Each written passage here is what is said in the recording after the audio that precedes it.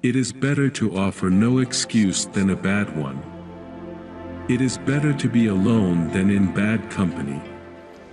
If freedom of speech is taken away, then dumb and silent we may be led, like sheep to the slaughter. My mother was the most beautiful woman I ever saw. All I am I owe to my mother.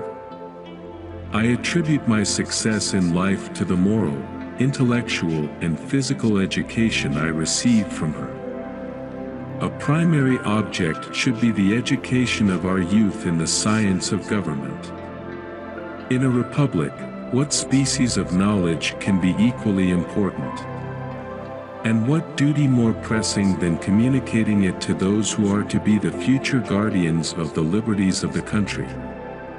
Be courteous to all, but intimate with few, and let those few be well tried before you give them your confidence. True friendship is a plant of slow growth, and must undergo and withstand the shocks of adversity before it is entitled to appellation. But lest some unlucky event should happen unfavorable to my reputation, I beg it may be remembered by every gentleman in the room that I this day declare with the utmost sincerity, I do not think myself equal to the command I am honored with. A free people ought not only to be armed, but disciplined, to which end a uniform and well-digested plan is requisite, and their safety and interest require that they should promote such manufactories as tend to render them independent of others for essential, particularly military, supplies. In politics as in philosophy, my tenets are few and simple. The leading one of which, and indeed that which embraces most others, is to be honest and just ourselves and to exact it from others, meddling as little as possible in their affairs where our own are not involved. If this maxim was generally adopted, wars would cease and our swords would soon be converted into reap hooks and our harvests be more peaceful, abundant, and happy. We sainted Saint Tammany, King Tamanin III, because he embodied moral perfection and every divine qualification that a deity could possess. I hold him in higher esteem than the saints of the Roman Catholic Church. He'll forever be the patron saint of America. Human happiness and moral duty are inseparably connected. However, political parties may now and then answer popular ends. They are likely in the course of time and things to become potent engines by which cunning, ambitious, and unprincipled men will be enabled to subvert the power of the people and to usurp for themselves the reins of government, destroying afterwards the very engines which have lifted them to unjust dominion. 99% of failures come from people who make excuses. I hope I shall possess firmness and virtue enough to maintain what I consider the most enviable of all titles, the character of an honest man. There is nothing which can better deserve our patronage than the promotion of science and literature. Knowledge is in every country the surest basis of public happiness. Guard against the impostures of pretended patriotism. Labor to keep alive in your breast little spark of celestial fire called conscience.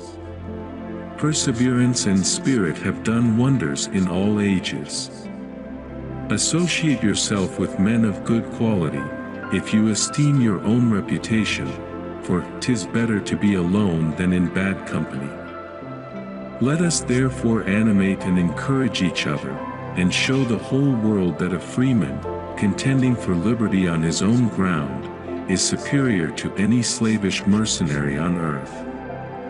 A sensible woman can never be happy with a fool. Few men have virtue to withstand the highest bidder. Happiness depends more upon the internal frame of a person's own mind, than on the externals in the world. Experience teaches us that it is much easier to prevent an enemy from posting themselves than it is to dislodge them after they have got possession. The harder the conflict, the greater the triumph. Worry is the interest paid by those who borrow trouble. The turning points of lives are not the great moments. The real crises are often concealed in occurrences so trivial in appearance that they pass unobserved.